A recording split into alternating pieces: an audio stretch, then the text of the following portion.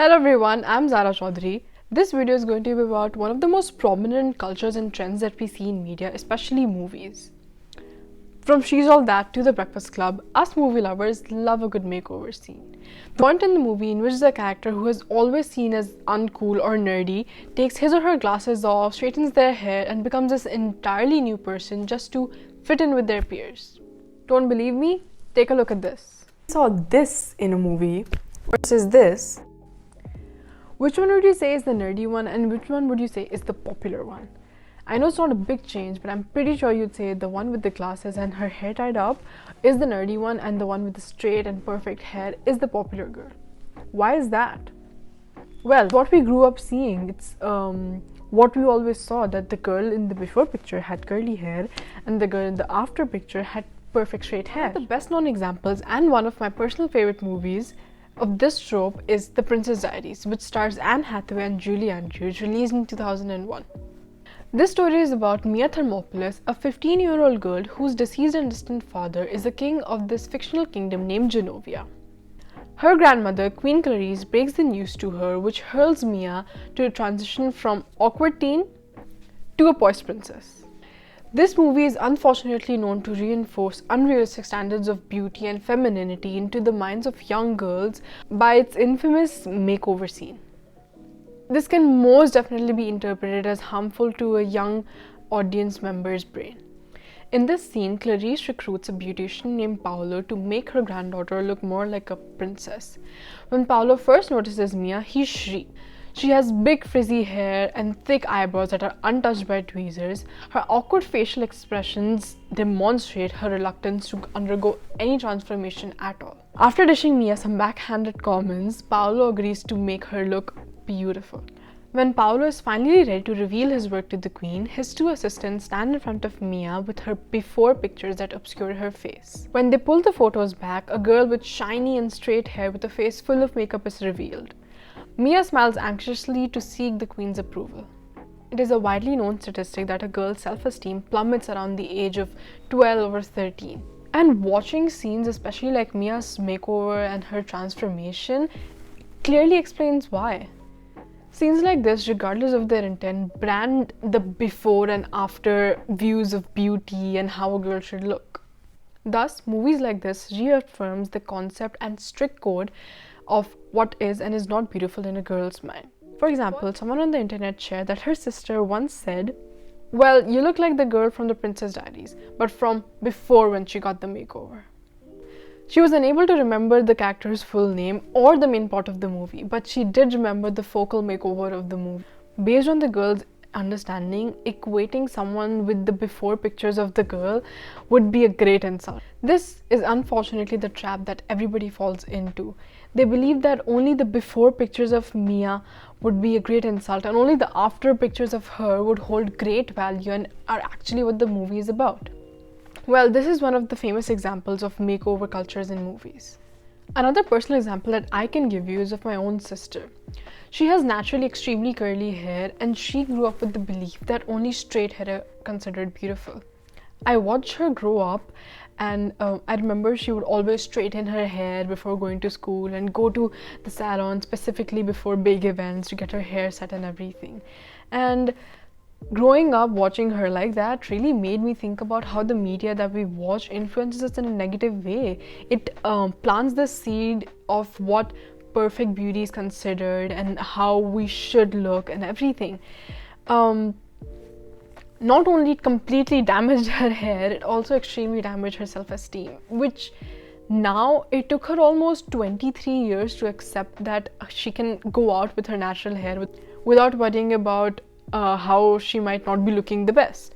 And I personally always told her that she looks extremely beautiful even with her curly hair. Growing up watching things like the makeover scene from The Princess Diaries or any other makeover scene makes us believe that, oh, so in the before part of the movie, the girl had frizzy, giant, curly hair, and then the after part, where she's supposed to become the beautiful and, pampered version of herself, she has extremely shiny and straight hair.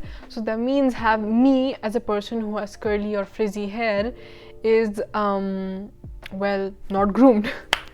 Another person who I interviewed for this was an actor and a writer, and I was asking her as an actor how she dealt with this when she was a child and how she is working through this in the same industry which promotes things like this. Her response was the same, and she shared her views on this, and she said that at 13, 14, 15, 16, your formative years, you don't know what's going on, you don't know what to do, you just absorb everything that's coming your way.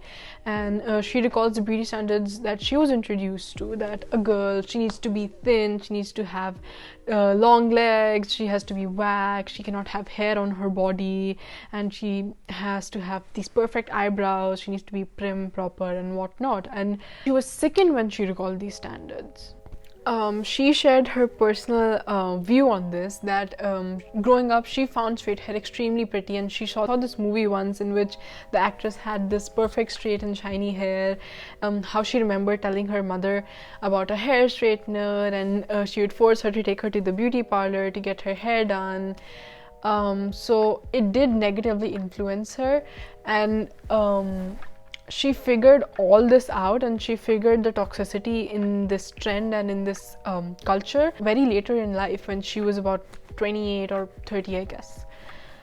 So basically, when you're growing up, you're 12 or 13 or 14, when you're basically developing, you are completely influenced by what you see on the screen, by what you read, by what you hear.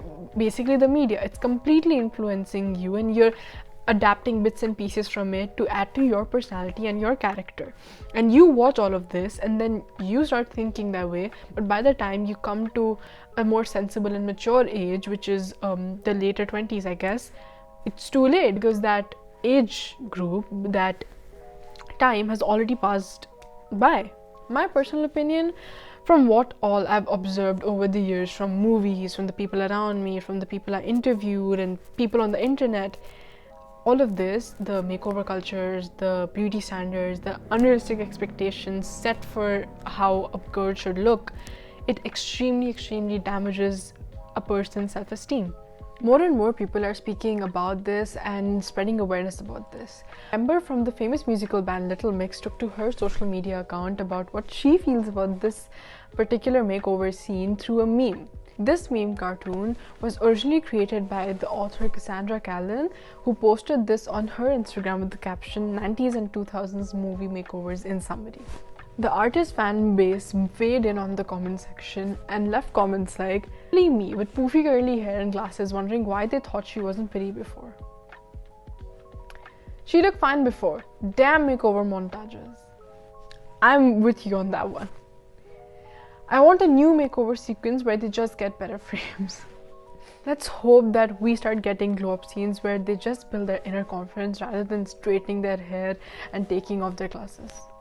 And I think the more we raise awareness about how it is not good for your self-esteem and how it is extremely toxic when you think about it, the better it is. Because we need to prevent that. We need to prevent people going in their later 20s or their 30s and realizing that, oh my god, what I used to think when I was a kid, what I used to think about what a beautiful girl is supposed to look like was so wrong, and I wish I did not believe in all of that, and I enjoyed and embraced my natural self. We do not want that, so we should raise awareness about this as we go and try to reduce the toxicity of this as much as possible by talking about this with large groups and maybe making videos like this and using social media. I would suggest all of you to go back to the media that you grew up, maybe music, magazines, movies, television, anything, and reflect on what you saw and what stemmed your beliefs and everything else. That brings us to the end of this video. I really hope you guys enjoyed this as much as I did, and I'm really glad that I revisited one of my personal favorite movies with a new perspective. It was not perfect, but I really hope you guys do the same. Reflect and re-examine the media that shaped you as a person. This will not only better our understanding of our own identities and ensure that the stories that we create in the future and share with the young adults do not continue to reinforce the unrealistic standards and questionable standards that negatively influence us and their self-worths. Thank you so much for watching.